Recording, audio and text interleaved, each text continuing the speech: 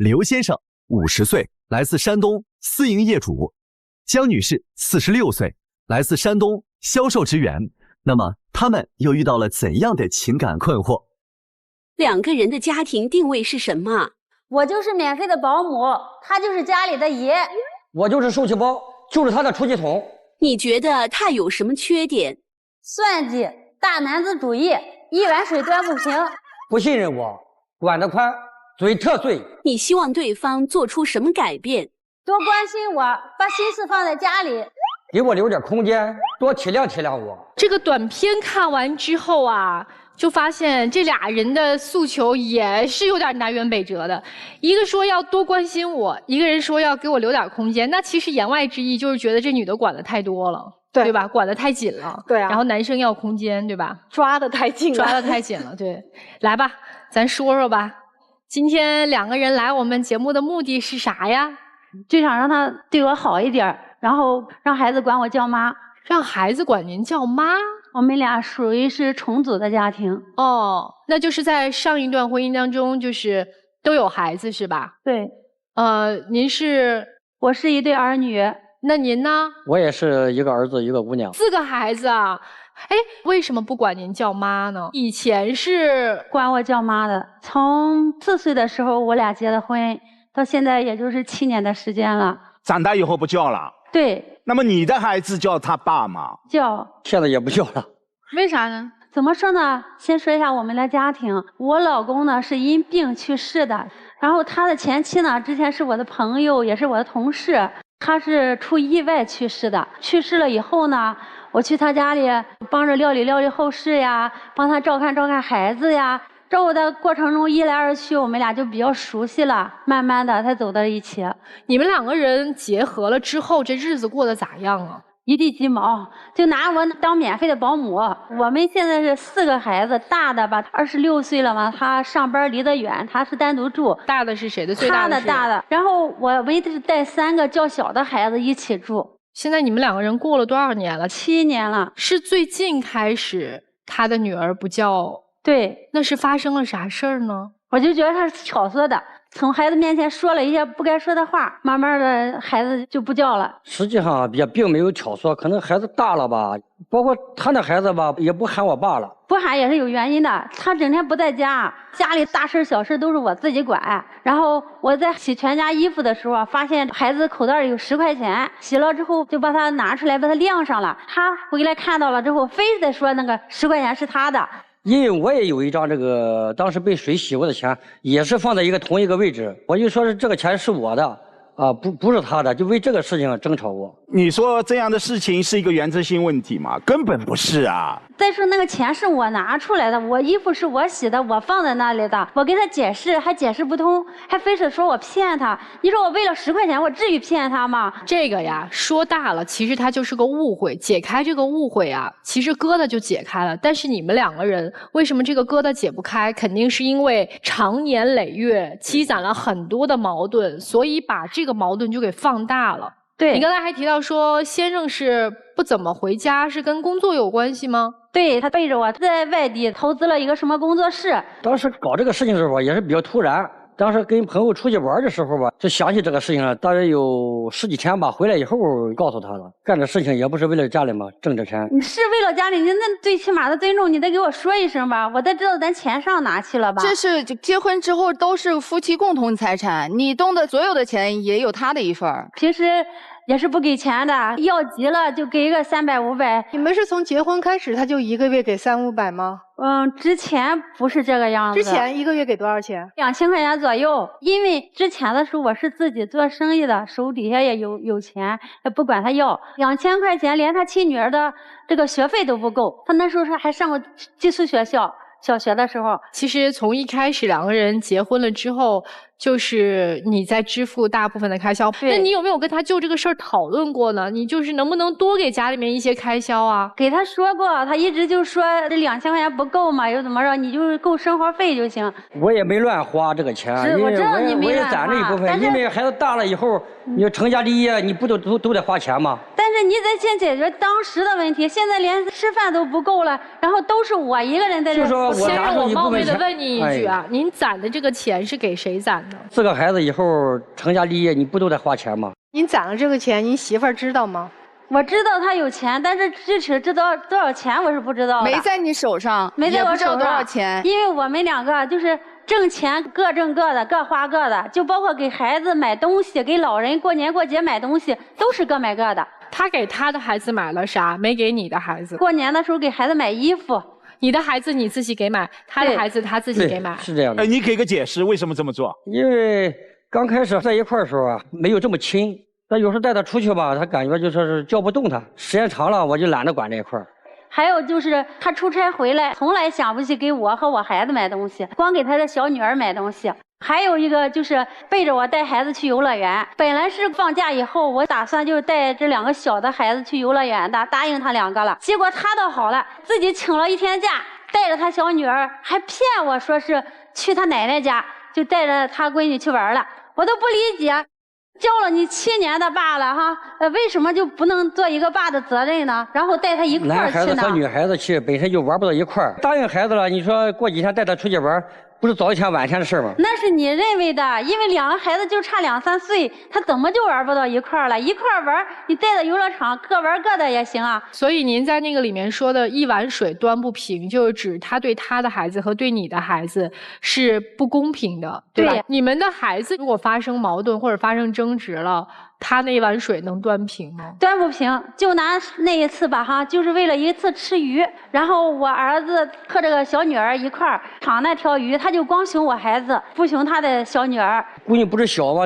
他当哥哥不会让着点吗？让着他，你不就回去再说吗？这个事儿是在我妹妹家里，非得在桌上说，说的我孩子都不吃饭了，拿着手机上一边玩手机去了。我想说，其实即使是亲生父母生的2个孩子，有些时候啊，在抢一块肉的时候，可能父母也会说你大的让着小的。我没有把这个事情看那么重。这一点我实话实说，他心当中潜意识当中有一种概念，我的女儿小，我的女儿妈妈走了，都要依着她。您说您在自己的女儿的这一个处置当中是有这样的心态吗？有点。关键还有最重要的一点，因为这个事儿之前他有很多的事情做铺垫，是的，对，所以让他心里就会有很多的成见，觉得他指向着自己的女儿，对，都是一点一滴的事情堆砌而成的。重组家庭确实有很多这样的问题存在。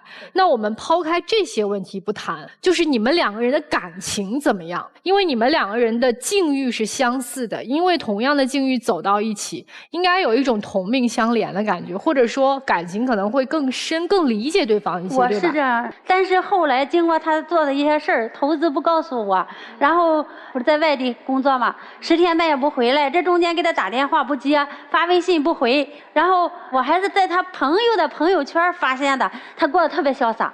不是他照顾你吗？平时他不照顾。有一次我在单位上晕倒了，他倒是及时回来了，回来之后把我送到医院，听医生说没事，他又把我给带回老家了。这中间是我婆婆和我公公也有病了，但是病已经病了1年了，说是一块儿照顾，我也跟着他回去了。回家之后，他只顾着照顾他的爸爸妈妈，根本就不管我。当我从床上起来的时候，再一次又晕倒了。晕倒了之后，这时候我不知道了哈。后来是听他说的，他说他又打了120，把我送到济南的医院，因为我们老家是在长青，离济南有差不多40、50公里的样子。去那里之后，就是医生给看了之后，他觉得无大碍，他认为的无大碍就是还没死，他又回去照顾他爸妈了。当时不是给检查了吗？医生说也没什么大事儿，就是劳累造成的。劳累是因为啥劳累呀？你不心里没数吗？我之前没接触他之前，我带着2个孩子跟着我爸我妈一块儿生活，我只管上班挣钱，我爸妈给我照顾2个孩子，我生活是很舒服的。和他走在一起了，对他孩子也非常好。但是这个时候，当我长病的时候，他还不管我，还说没啥事儿，能没啥事吗？都输血了那一次。不过这个生病的时候有一个特殊情况，是2个老人恰恰也同时病了。他照顾1年了，他完全可以再多照顾我2天，只有2天，我要求不高，就2天，2天他就等不了。那个时候他弟弟完全可以照顾2天，他把我照顾2天，我能起来，能正常上厕所，能自己做饭就可以了。先生，我想问一下，他在医院住着院呢，您就走了？当时是这种情况，当时他第1次晕倒的时候啊，给他检查也没什么其他症状，就大夫没要求入院是吗？当时要求住院是因为没有病房。那您为什么没给他转院，转到有病房的、有病床的医院？确实这块我也欠考虑，确实没考虑。您为什么没给他转？因为当时心里还是挂着家里父母嘛。那好，您家里是不是有个弟弟可以来去照顾呢？确实有弟弟，因为我和我弟弟是2人倒班照顾父母嘛，正好这一轮呢赶到我身上。说白了很简单，就在他心里，爸妈更重要，这个媳妇儿不重要。爸妈比媳妇重要。对，爸妈比媳妇儿重要。在其他的日常生活当中，还有什么事儿你觉得他对你也不好？不光是对我，对我的孩子，对我的爸妈也是很一般。对你爸妈怎么不好了？就有一次春节的时候，回我爸妈那吃饭，做了一大桌子菜，就是我2个妹夫加上他一起，然后在那吃饭。吃完饭以后，整个过程都是很融洽的，特别的好。但是呢，在走的时候，他就问我：“你带钥匙了吗？”哎，我就开始找包里没钥匙，我就开始找我的钥匙，然后他就咋呼我，可能还带了一句脏话。这时我父母就不愿意了，不愿意之后就不想让我回家，我就给我爸妈说没事，我就跟着他走了。我爸还说我说那意思不让你走，你非得走，回家以后打架怎么办哈？就担心我。回去以后，我认为这个事儿不就过了吗？结果他不是这样的，回到家以后就那个气没发出来，就那样的，就摔呀砸呀，把家里东西都砸了。电视也砸了，最可气的是还跑到厨房里把刀拿出来了，拿出来之后直接是砍在桌子上，当时就把我给吓坏了。说实话，当时也酒也喝多了嘛，总感觉老岳父跟我2个妹夫还聊得很来，就当我不存在一样那种感觉，挺别扭的。那为什么呢？我也说不上来。你心里清楚得很，你认为你是再婚的，他们是头婚的，对吧？啊，有这种感觉吧？你自己心里话就说出来嘛。那么另外还有一个，你们如此剧烈的争吵，哪怕是酒后，孩子都在家吗？对。孩子都在家，你可以这么做。你在自己的岳父岳母家，你要自己的感受，你考虑过孩子的感受吗？通过这些事情能看得出来，就是他脾气不太好，在生活当中可能情绪不是一个很稳定的人。现在又再加上你觉得他在外地工作，回家的次数又少，他挣的这些钱也没有拿回家里，对吧？对。这是你今天心里面难受的第2个事儿。第3个事儿就是说，这个小女儿现在不喊你妈了，这事儿是你可能让你觉得最别扭的一件事，是吧？因为我养了她7年了，一直拿她当亲生的，是她主动，刚开始是发自内心的喊我妈的。你们2个人在这个之前，你儿子还不喊我爸爸呢？不是一直喊着吗？就因为他10块钱就给孩子计较。你现在能说出你儿子不喊他爸爸的原因，但是先生，你能说出您的女儿不喊他妈妈的原因吗？不喊他妈妈的原因，说实话，就从跟他儿子吵架以后，他儿子不喊我爸爸了以后，女儿可能看了这个事情吧，也就因为这个改了口。是赌气是吧？对，觉得说你这样对我爸不好，那我对你妈也不好。对，应该有这方面原因吧。今天其实女生来，我们特意去采访了一下女生的哥哥，咱们听听人家的家里面的人是怎么说的哈。他从结婚前就给我们说，觉得小刘挺不容易的，一个人带2个孩子，挺心疼他的。后来他们2个结婚，我们都挺高兴的，每次问他，他都说好，都维护他。直到最近，他跟我们说，孩子管他叫阿姨，他是真伤心，在家里大哭了一场，才跟我们说了这些年的事。我们才知道这些年他1带3，本来我们觉得他再婚能有个人给他分担，没想到更累了，还不如带孩子回家来。我跟爸都不会不管他。您听完哥哥说的这些，有啥想法，刘先生？希望他能多体谅体谅我吧。那你体谅他吗？以后我得多关心关心他，能感觉到他现在很累，他是心累。但是这一段对话当中表明，其实他一直瞒着自己的家人，对自己的家人，他展现的是再婚以后的幸福。其实这几年他的心是在流泪的，他不告诉自己的家人，就是给你最大的面子。最后再问您一句啊，您的女儿不管她叫妈了，这事儿您中间掺和了吗？这个事情确实没有。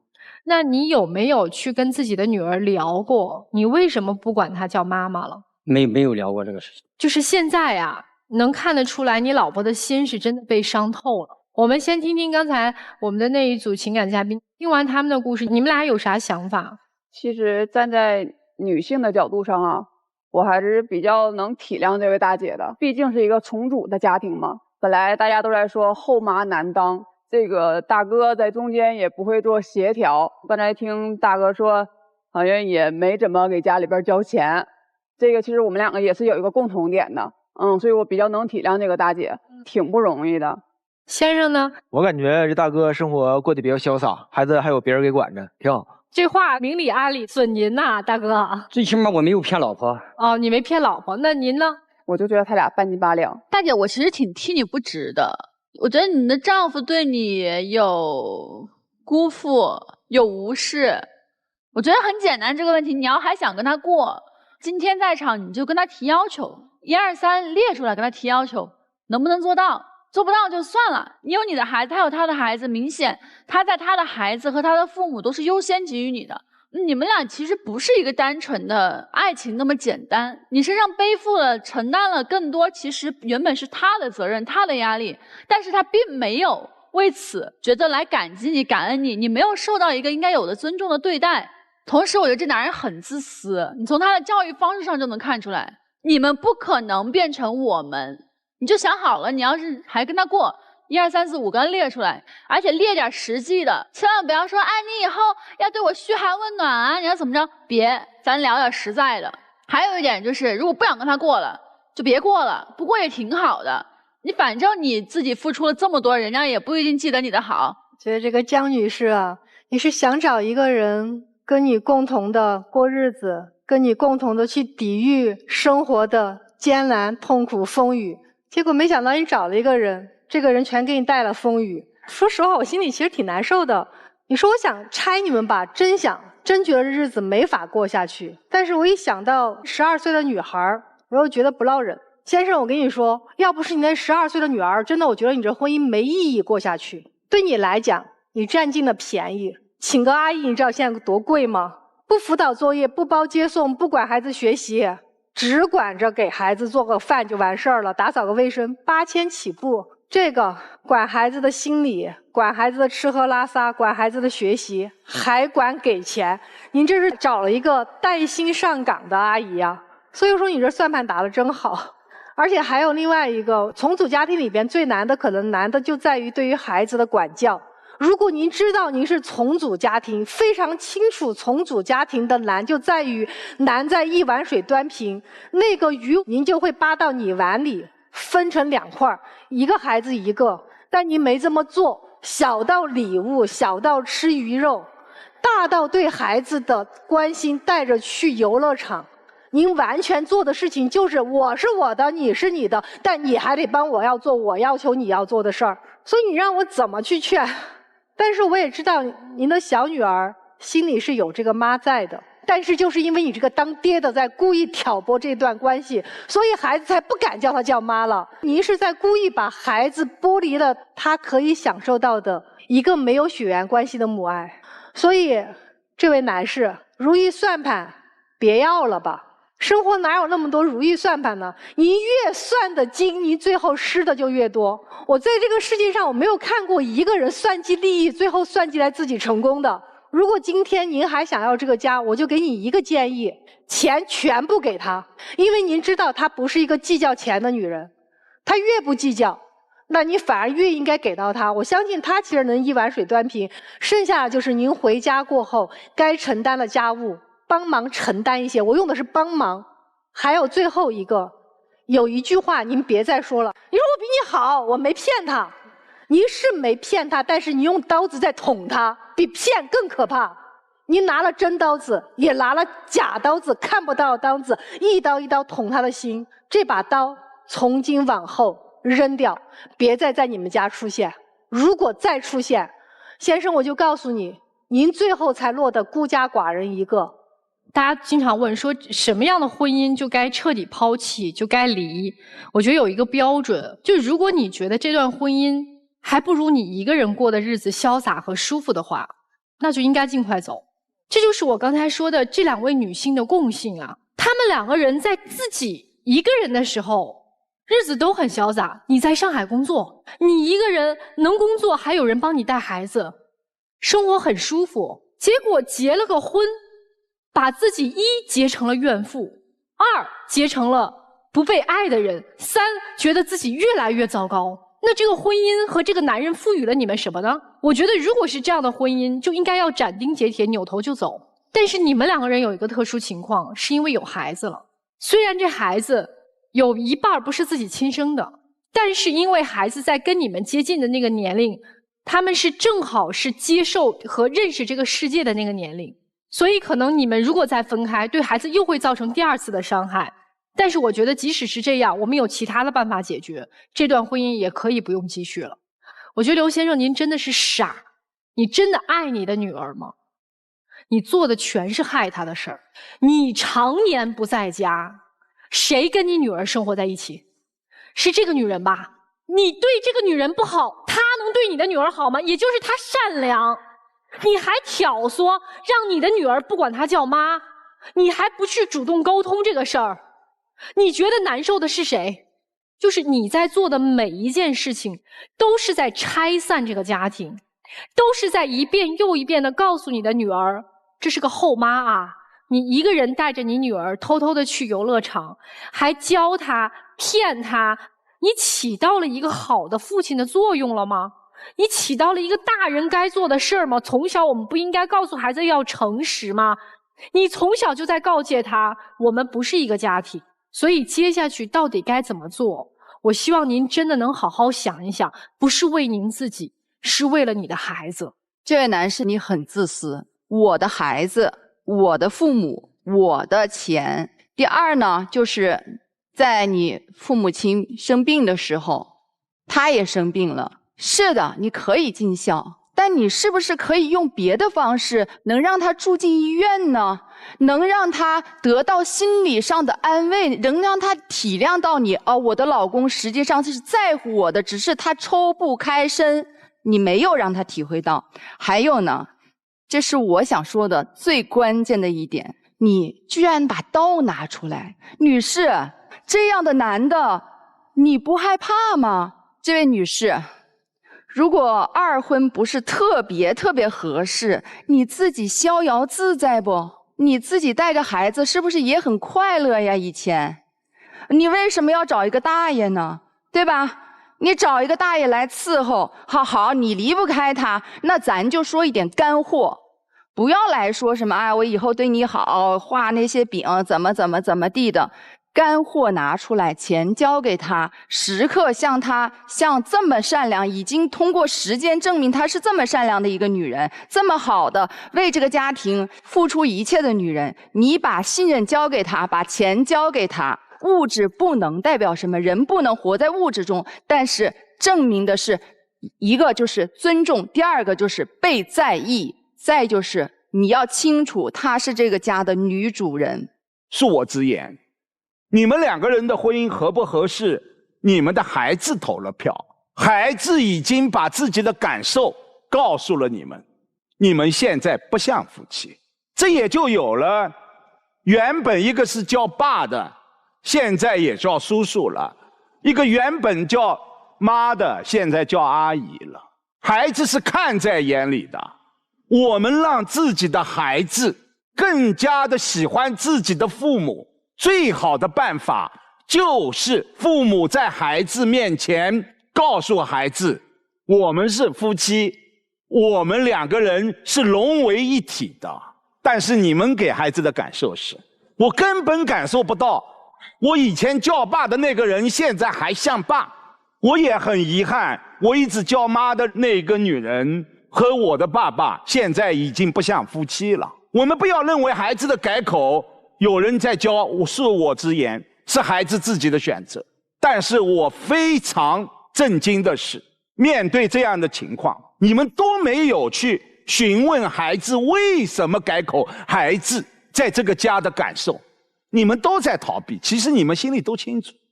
再说丈夫，我能够感受到，你们当时两个人走在一起的时候，妻子更多的奔赴的那是真情，你更多的是将就。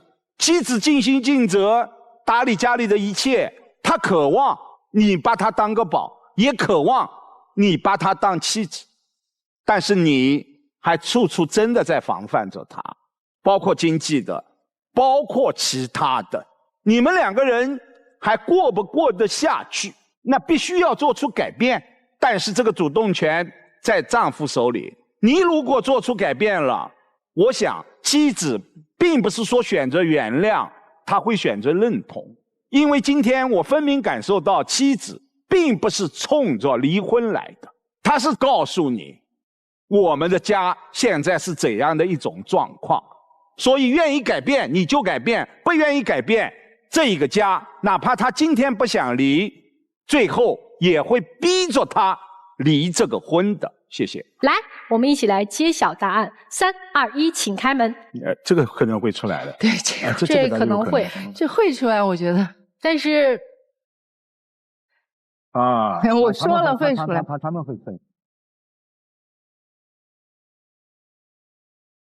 在后台有承诺了是吧？以后好好对他，把钱都交给他管，对这孩子好一点，不要费那么辛苦。你回来吗？回来。说到能做到吗？能做到。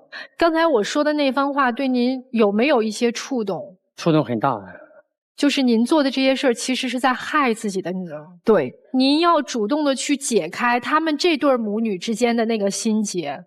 她有这样的一个妈多不容易啊！有一个女人能真心的爱她，把她当自己的孩子，对你的女儿来说，这是这辈子最幸运的事情。她又重新获得了母爱。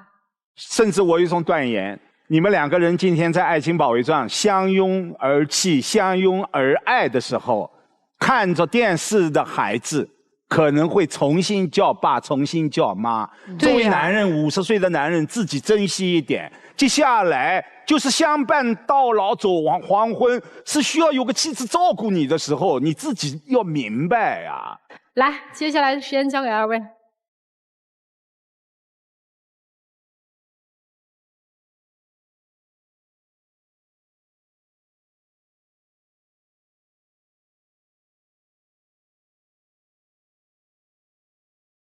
好，请亮灯。